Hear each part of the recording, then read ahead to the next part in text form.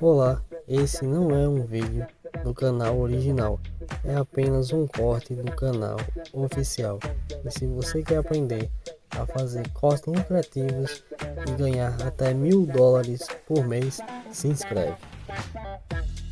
O que seria o feminismo? Né? O feminismo é um movimento social, ideológico e político que luta pela emancipação das mulheres do sistema patriarcal, e ele surge já no final do século XVIII para o século XIX como uma organização das mulheres em prol dos seus direitos civis básicos. Lá no início eram direitos civis básicos porque as mulheres não eram consideradas cidadãs na Constituição.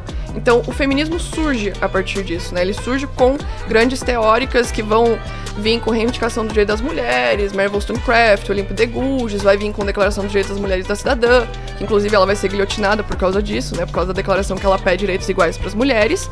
E o movimento feminista, ele vai ser um movimento que ele é dinâmico, então ele vai mudar ao longo das suas ondas, que é o que a gente chama didaticamente dos períodos da história do feminismo.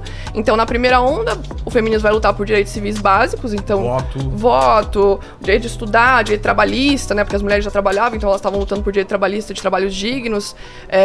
Na segunda onda vai estar lutando por direitos reprodutivos e sexuais. Na terceira onda vai estar trazendo mais a questão da interseccionalidade das mulheres e dos vários tipos, mulheres negras, mulheres lésbicas, mulheres trans. Então vai trazer toda essa interseccionalidade de opressões como se fosse um prisma. Sabe aquele Dark Side of the Moon do Pink Floyd, que entra uma luz e sai várias? Sim. É como se fossem essas luzes que saem de várias intersecções dessas pessoas, que podem ser mulheres negras, mulheres lésbicas, mulheres trans, mulheres pobres, mulheres com deficiência. Então vários tipos de mulheres vão estar sendo aplacados. Por isso que a gente fala que ele é um movimento muito dinâmico. Ele vai acompanhando o contexto da história e o contexto material da mulher ao longo da história. Então, por exemplo, na primeira onda, o material que nós temos é que na Constituição as mulheres não eram consideradas cidadãs dignas de direitos. Então elas não eram cidadãs até certo período da história. Então as feministas estavam se organizando, mulheres organizadas, em prol dos seus direitos emancipatórios. Então, do seu direito trabalhista, seu direito ao estudo, né? Como no Brasil a gente só teve mulheres estudando depois de 1852, entrando em faculdade depois de 1879, com a assinatura do homem.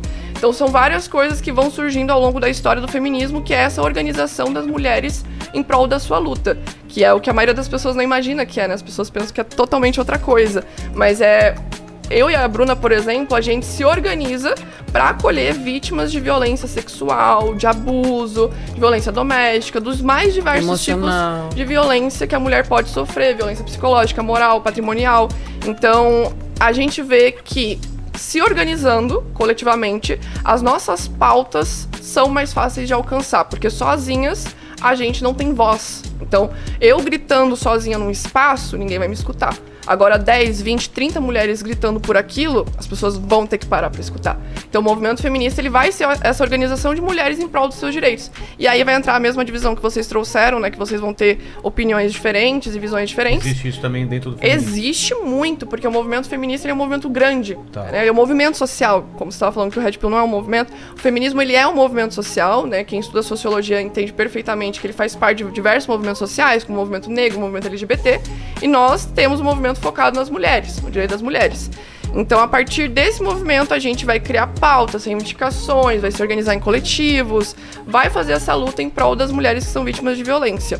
Sobre as divisões dessas feministas, a gente vai ter feministas de correntes filosóficas diferentes. Então, cada uma vai ter uma linha de pensamento diferente. Eu e a Bruna provavelmente não concordamos sobre as mesmas coisas para os assuntos relacionados ao feminismo. Então, violência doméstica pode ser que ela traga mais a questão da pauta criminal, de falar de leis relacionadas a isso, e pode ser que eu traga mais a pauta estrutural, a questão da abolição do capitalismo. Então, uma pode ser uma feminista liberal, outra pode ser uma feminista marxista, outra pode ser uma feminista radical, pode ter uma ecofeminista, uma anarcafeminista. Então, cada uma vai ter uma visão diferente de como que esse sistema patriarcal deve ser superado. Então, por exemplo, a feminista marxista, ela vai falar que a gente só vai conseguir abolir esse sistema se a gente abolir o capitalismo e a propriedade privada. Essa é a feminista marxista. Agora, a feminista liberal, não. Ela já vai dizer que o feminismo, que a emancipação da mulher, ela pode vir pela reforma do capitalismo. Então, a gente vai ter opiniões diferentes dentro do feminismo, enquanto as feministas marxistas vão querer a abolição do capitalismo, as feministas liberais vão querer a reforma do sistema capitalista para emancipar as mulheres. Só que o objetivo final de todas nós é o mesmo: a emancipação das mulheres do sistema que a gente vive, e para acabar com essas violências. Então, é importante esse diálogo, principalmente com vocês, porque eu também quero saber a visão de vocês sobre as violências que a gente sofre. Se vocês acreditam nelas, ou se vocês fazem parte daquela galera que fala que não, vocês não sofrem isso, E que isso até não ajudam existe. a reforçar. E que ajuda a reforçar uma retórica, uma narrativa, né? Isso é uma boa questão. Se não chamar movimento Red Pill, como a gente pode falar? Vou falar movimento Red Pill para facilitar, tá? Movimento feminista, movimento Red Pill. Mas o movimento Red Pill, ele entende que há essa violência contra a mulher, o que ele pensa sobre isso, e se ele não reforça ou inclusive, como que eu posso falar? Se ele não ajuda a criar mais violência, como o caso, a gente pode citar o caso do Campari, né, do Thiago, que acabou sendo a ponta desse iceberg. Não sei se a gente poderia vocês poderiam até falar sobre esse caso, se ele representa o movimento, se vocês concordam com o que aconteceu e se isso acaba manchando o movimento. Comentem sobre isso, essa relação com o feminismo e com as mulheres do Red Pill. Quero falar da Sardá, muito bem explicado aí a dinâmica do feminismo, como ela mesma colocou.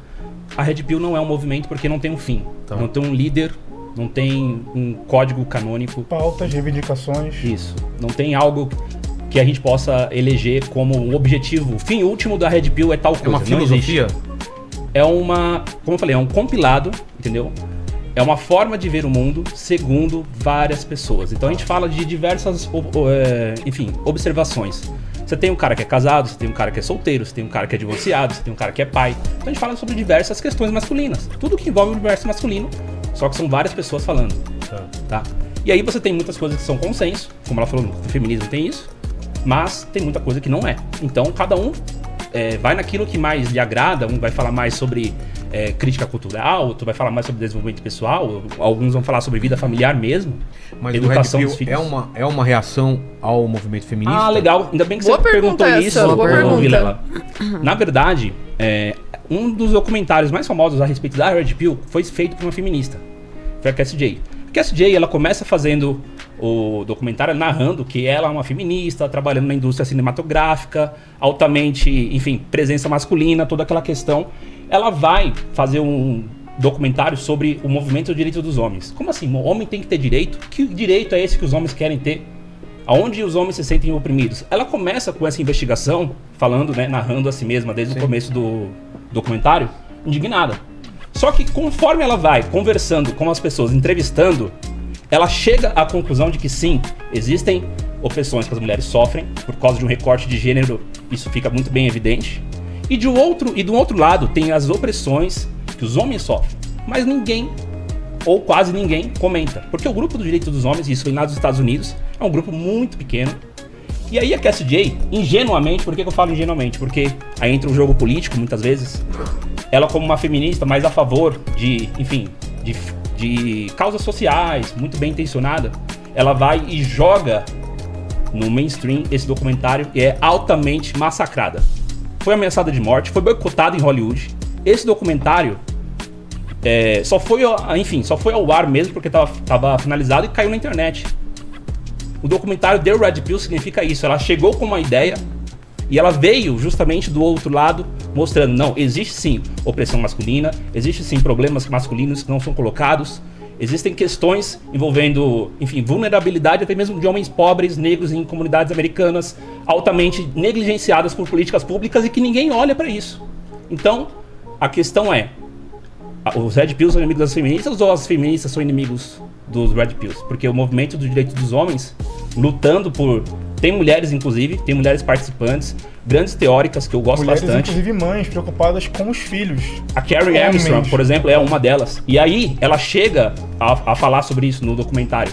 A minha dor é de que eu pensei que as mulheres lutavam pelo fim da opressão, mas aí ela mesma se viu vítima dessa opressão feita por outras mulheres. Porque homem não pode ser vítima. Porque, de uma certa forma, ela sentiu que esse tipo de ideia não dá certo com o movimento feminista, né? Pelo que ela passou. E foi dessa forma que ela foi tratada.